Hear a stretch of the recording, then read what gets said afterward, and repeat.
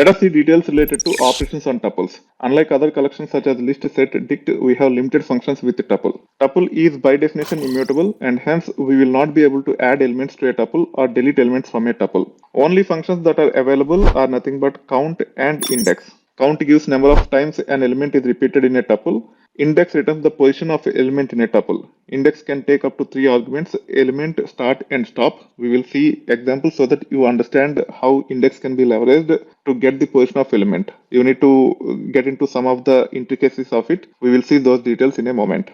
Let us first create the tuple. The name of the tuple is T. It contains 9 elements.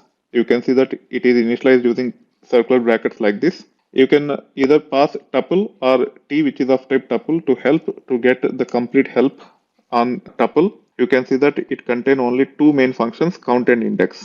You can say t dot count question mark like this, or help of t dot count to get the help on count function on tuple. You can see that it returns number of occurrences of value. So in this case, 4 is repeated twice in this tuple, and hence it should return 2.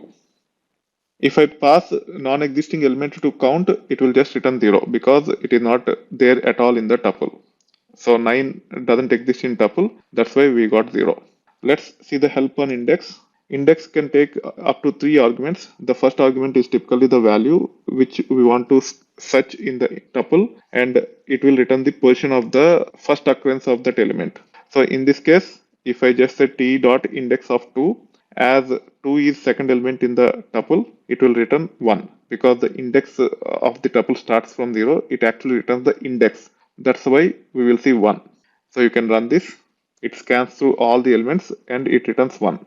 If I say t dot index of 2, 3, it will scan all the elements starting from 4th.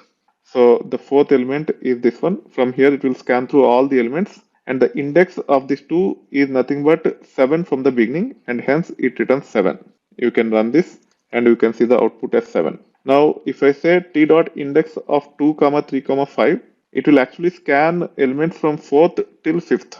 It will not scan starting from 4th till 6th. If I say 3, 5, it will only scan these 2 elements. As 2 doesn't exist in those 2 elements, it will just throw value error. You can actually run this and you can see the error here. Also, if you say t dot index of 9, as 9 exists, this will also return value error. Even this one will return value error because it will scan through from the 4th element till the 5th element. When we say 6, 3, 5, between 4th and 5th element, as 6 doesn't exist, it will return value error. However, if we say t dot index of 6, 3, 6, it will return 5. So it has scanned through the elements from 4th till 6th, as the 6 exists at position 6.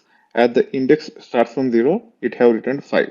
So this is how you should be able to access the elements from the tuple. As tuples are immutable, you will not be able to manipulate the tuples by adding elements to it or deleting elements from it.